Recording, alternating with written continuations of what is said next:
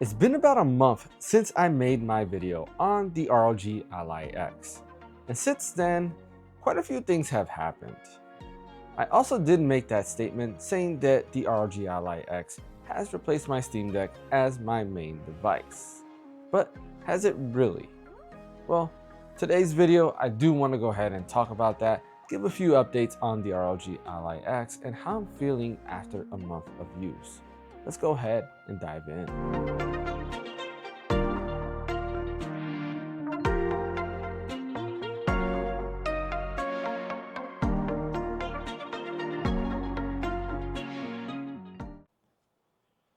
Let's start by talking about one of the biggest negatives that happened to me right after I did that video. And that is that the right trigger had started making noises. It started making this weird squeaky noise and it was very annoying. I mentioned it a few times on the podcast. I tried opening up my ROG Ally X, see if I can go ahead and fix it. And one of the things was that it did come loose from the spring, or rather the, position that it was in. It came loose from there. So I went ahead and put it in place and it seemed like it had fixed it. But a few days later, the squeakiness came back again. I tried to double check to see if for whatever reason did it come loose again, and it actually didn't. But what happened is it seemed that the spring that actually held the right trigger for some reason wasn't holding it correctly, and it seemed that that had, I don't know, like shrunk. It was weird. Anyways, because of that, it started really moving around and it started squeaking a lot, and it was just very annoying. At nighttime when I had my headphones plugged in, I can still hear the noise, and yes, it is very annoying. So what I eventually did is I did swap it out for a new one. I did try looking on Reddit and all these other places to see if anybody else was having that issue, and it did seem quite a few people were having the issue. Some people on the left trigger, some people on the right issue. And what happens is it just comes out of place from the spring, and the spring doesn't hold it anymore. I'm not exactly sure what is holding it in place, but whatever it is, it just comes loose. And then the trigger starts shaking, it starts moving around. While holding the right trigger, you can move it left and right. And it's just very, very annoying. Not only that, while pressing the right trigger, it just starts squeaking very loudly. But luckily, my new unit so far has not done that. I've only had that unit for 2 weeks. And to be honest, I haven't played it as much as the old ROG Ally X. So we'll have to wait and see if that does come back. Yeah, that was the most annoying thing I did have with the ROG Ally X. Outside of that, it really just was working phenomenal. Now, I do want to give another update on something that I mentioned in the last video that I did find a fix for, and that is regarding Final Fantasy XVI. I did mention when playing Final Fantasy XVI, the minute you hit a cutscene, it just seems to go ahead and just tank the frame rate. You get constant stutters and it becomes unplayable. Well, it seems the fix is to go ahead and up your VRAM. For whatever reason, 8 gigs of VRAM is just not enough for Final Fantasy XVI. It requires a lot more. Now, just to remember that I am playing this game at its lowest settings, using FSR 3.0 and frame generation, and it's still not able to handle any of that. So for whatever reason, you do have to up the VRAM. It is also recommended that you go ahead and download these mods and install them. These mods will also help out with that as well and give you a lot smoother experience. Once all of that is done, you will be able to play the game at 60 FPS with frame generation, FSR 3.0 turned on, and all the good stuff. I'm actually happy that I found this fix because I do want to go ahead and continue playing Final Fantasy XVI and give it a second try. I was actually really getting into it, but one of the recent updates is really what broke it for me, and that's what started causing all these issues. On a side note, I do want to hope that Final Fantasy VII Rebirth doesn't have that same issue. The developers of Final Fantasy VII Rebirth did say they are looking to optimize it for the Steam Deck. So if it's optimized for the Steam Deck, then you know it's going to run really good on the ROG Ally X. Those were really pretty much the two negatives I had with the ROG Ally X. Everything else it had improved on compared to the original ROG Ally, and in a lot of cases is better than the Steam Deck. For starters, battery life, you are getting pretty good 3-hour battery life or more. And honestly, that's enough for a lot of the AAA gaming that I am playing.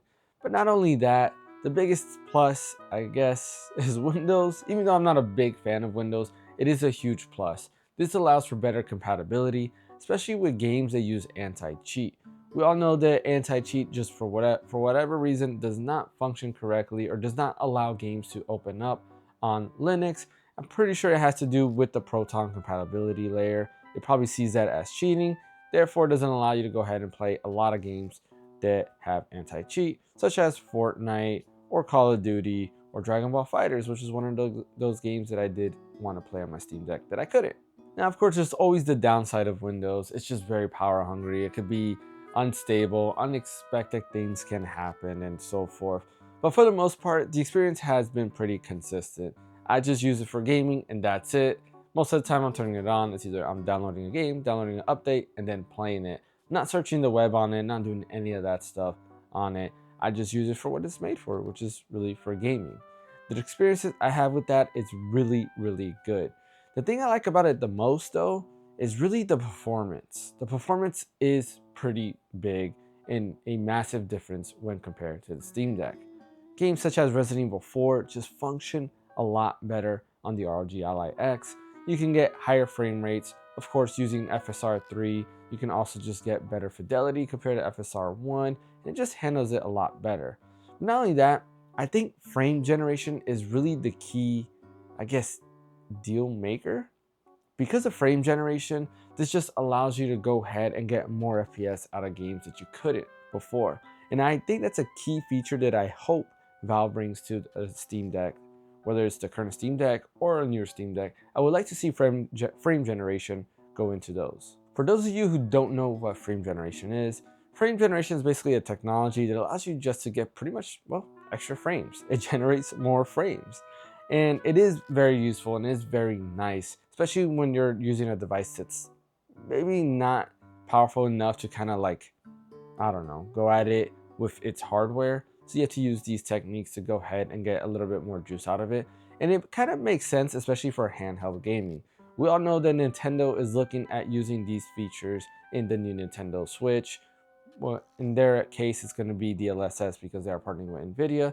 But the point is, they're going to be using these features, which will get a lot more out of it compared to what the current Switch has right now.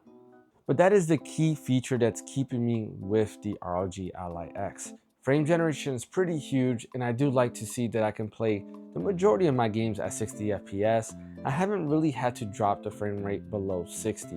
When it came to the Steam Deck, I did have to go ahead and either play at 45 or 30 FPS on that quite often, mainly because the Steam Deck just can't handle a lot of games. But not only that, if you go ahead and enable frame generation, it doesn't work correctly, and I don't know if it's because it's RDNA 2 graphics and it just can't support it correctly. Not exactly sure what's going on there, but it just doesn't work correctly on the Steam Deck. And actually, let me correct myself a little bit. I said the Steam Deck can't handle a lot of games.